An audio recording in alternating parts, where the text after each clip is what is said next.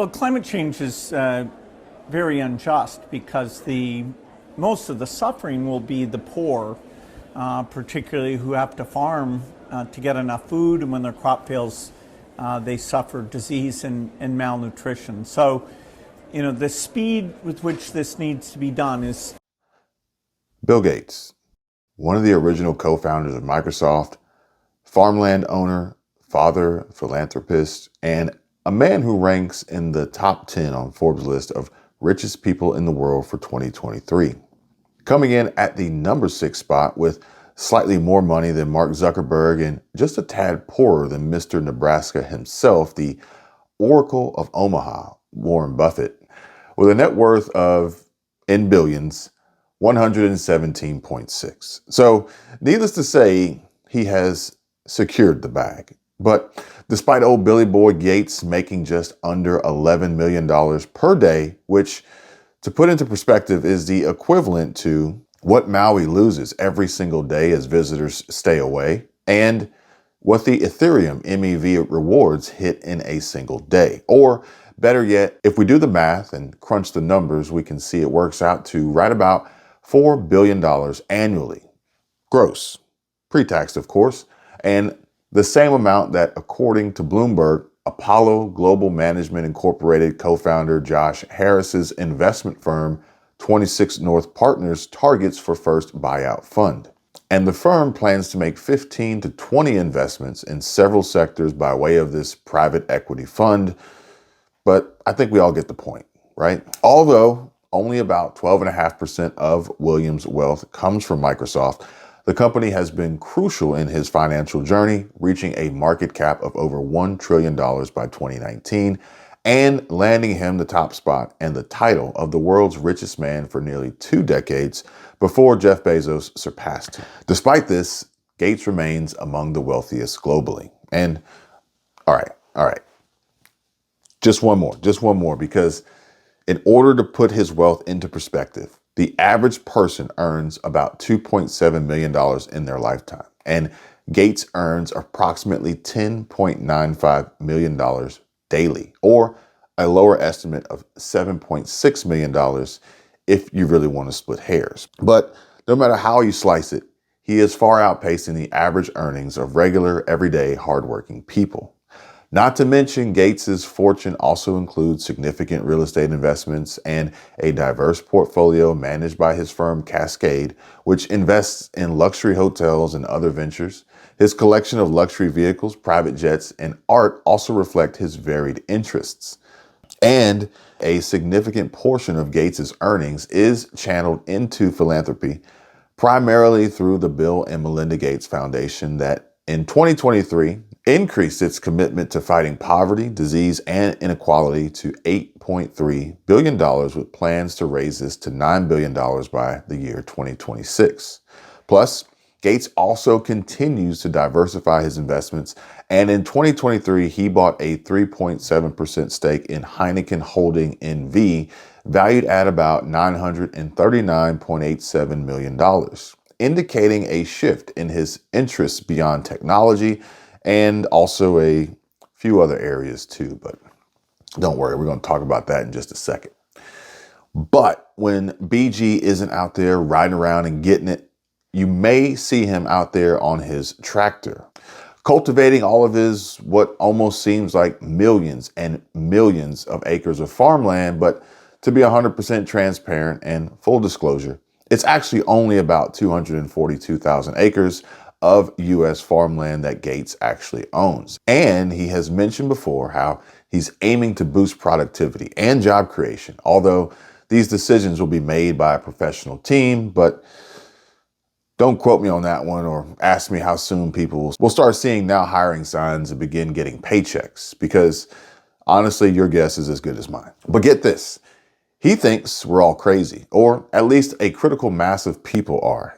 Here, take a look at your screen. Business Insider, by way of Yahoo Finance, released this article, and the headline reads, Bill Gates thought the internet would make all of us more responsible, but he realized it just helped a critical mass of crazy people find each other. Man, tell us how you really feel there, old Billy boy. And Bill Gates said he was originally expecting the internet to make the world a more fact-based, rational place, but has come to realize it's become a tool for disinformation and crazy ideas. Perhaps why some folks out there have been leaving me these crazy and off-the-wall comments lately, like, I get the feeling that you're scared. No, not even close, bro. Or like this one. But honestly, I don't think that they even watched the video because this comment is so off base, it's just ridiculous. Hey, look, y'all, I'm not out here trying to scare you or monger fear. This is real life. This is happening. These are the warning signs that we have been talking about for the longest. I'm just trying to do my best and my part to help inform, educate, connect, and communicate with as many people as possible that could use this message. That's it. I mean, I know that there's people out there who literally have no one to talk to about these things. And if they did have someone to talk to, would probably look at them like they had two heads with some of the thoughts and ideas and opinions and suggestions and theories that you and I can talk about honestly and openly without judgment. But anyway, I'm not going to let the haters, the trolls, the bots, the activated sleeper cells, I'm not going to let them come between me, you, and the truth. So you see, Yahoo Finance and Business Insider conclude with Gates saying, I'm more optimistic about AI because of the near-term benefits. But I got to tell you, I don't really like the sound of that one, especially based on his rationale behind what he thought the internet would be and what he thought it would bring to humanity, and according to him, didn't, and ultimately produced the opposite desired result, that is this critical mass of crazy people that are just connecting with one another online. So if the same is to be said and history repeats itself, as it often does, then what opposite and adverse eventuality will we come to experience under the influence of AI? But yeah, I'll let you guys chime in on that one in the comment section. Now, you may want to sit down for this next bit because the latest from the WHO and just released hours ago, and you can see it here, governments continue discussions on pandemic agreement negotiating text and sustainable production of pandemic related tools, boosting country health system capacities, financing solutions, and misinformation among subjects discussed by WHO member states. And take a look at this one, folks. WHO appeals for protection of the health system from further attacks and degradation of its capacity. Oh, and over 40 million health professionals demand bold health and climate action at COP28. And although Biden did not attend, you can see here from this December 2nd post to the official White House website, whitehouse.gov, Biden-Harris administration leverages historic U.S. climate leadership at home and abroad to urge countries to accelerate global climate action at UN Climate Conference COP28. But I'm not entirely sure how far they're going to get, with Trump now topping Biden in new poll. So I guess that makes Joe a power bottom now, right? And while Fox News reports how some Democrats join Republicans in voting to strike down Biden's EV mandate, noting House approval of the CARS Act is massive victory for every consumer and the entire American auto industry, according to what a Republican rep told Fox News Digital. And if you want me to bring you the latest on the Biden administration's plans for climate change, electric vehicles, the Green New Deal, and most importantly, how it will have a detrimental impact and negative effect on the overall financial health and mostly weak and declining economic well-being of the average middle class working American family and their household balance sheet, their wallets, savings accounts, retirement portfolios, investments, 401ks, and the change that's just in their pockets and on their nightstands and in jars in their dresser, then just drop a comment and let me know. Or better yet, do this one. Do me a favor. Tell me if you think 2024 will be better or worse financially for most Americans trying to claw and fight their way through record high inflation, a recession, terrible job market, and some of the most expensive home prices and crazy high mortgage interest rates that we have ever seen at one time. I mean, the American dream is slowly dying by the sword of Bidenomics. I mean, just take a look at this, for crying out loud. Investopedia News and Personal Finance. The American Dream now costs $3.4 million. And now, thanks to good old FJB, the classic American Dream, including 2 kids, a house, and car, costs more than most make in a lifetime. Isn't that just sad?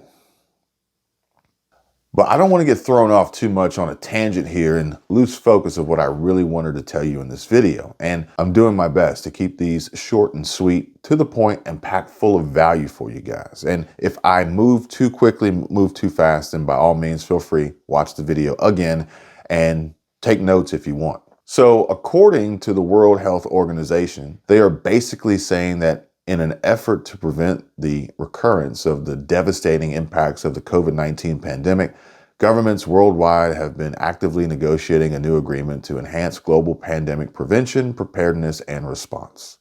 And this now the 7th meeting of the Intergovernmental Negotiating Body, or the INB, at the World Health Organization, or the WHO, headquarters in Geneva, focused on reviewing the negotiating text of the pandemic agreement drafted by the member state appointed bureau of the INB.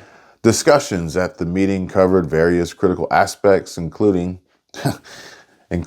get this one, folks, pandemic surveillance, the One Health approach, and enhancing pandemic preparedness and resilience.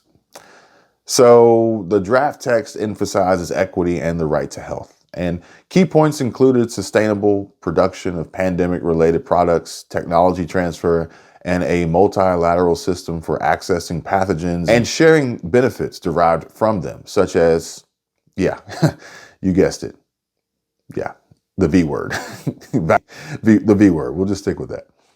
And other important topics were the transfer of technical and scientific expertise to developing countries, technology support, and sustainable financing for pandemic prevention and response. Oh, and yeah, the Bill and Melinda Gates Foundation alone is responsible for over 88% of the total amount donated by philanthropic foundations to the WHO, and other contributors include the Bloomberg Family Foundation at 3.5% or 3.5%, and Wellcome Trust at 1.1%, and the Rockefeller Foundation at 0.8%. So, yeah, just thought you'd like to know that. Meanwhile, the WHO Director General highlighted the challenges of misinformation surrounding the negotiations, emphasizing that the agreement does not entail countries ceding sovereignty to the WHO. Well, yeah, at least not yet. And honestly, there's no way that they would come out and just tell us that. Not to mention, the draft agreement reaffirms the principle of state sovereignty in public health matters.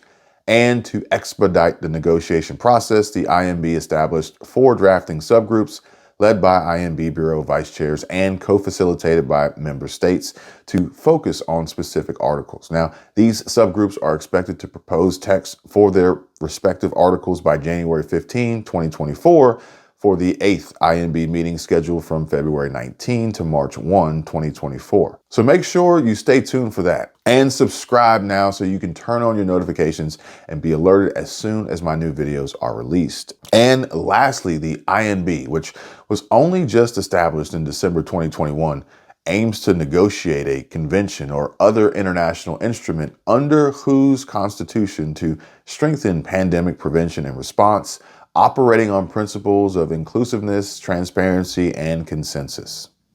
And the final decision on the agreement is anticipated at the next World Health Assembly in May of 2024. And currently, governments are negotiating amendments to the International Health Regulations, or the IHR, in response to the COVID-19 pandemic. And the IHR outlines agreed methods for countries to prepare for and respond to disease outbreaks and public health risks. Oh, the irony when it comes to timing, doesn't it? Now, the proposed amendments to the IHR are set to be considered and potentially adopted at the next World Health Assembly. So remember, folks, stay focused and get ready. And so basically what I gather from all this is I just want to tell you and remind you, stay focused, get ready, because this is about to get ugly, okay? This is going to get ugly, folks. And there's so much more here to discuss, like unprecedented global health mobilization and the urgency of financing climate resilient health systems, in addition to what they say is the WHO's commitment to climate and health. So, like I said, we've got lots to unpack and even more that I'm just not able to squeeze into this video without it being like 6 hours long or something crazy like that. Hey folks, remember, these are the warning signs that we've been talking about all along. Things are only going to get worse. Stay close, stay alert, stay in the know, and make sure you continue to seek the truth. I appreciate you all and thank you for your continued support. Please do me a favor. Have a pleasant and enjoyable evening and come on back and stop by tomorrow for more. Thank you guys for watching. Take care. Be safe. I can tell you my problems, meditating my silence. But I keep pushing my pen, rotating my stylus. Brokenness feeling like sin, now no breath, low dollar. Used to be left on red, now all the girls go holler. Now all the girls go follow. All the fake friends gon' pop.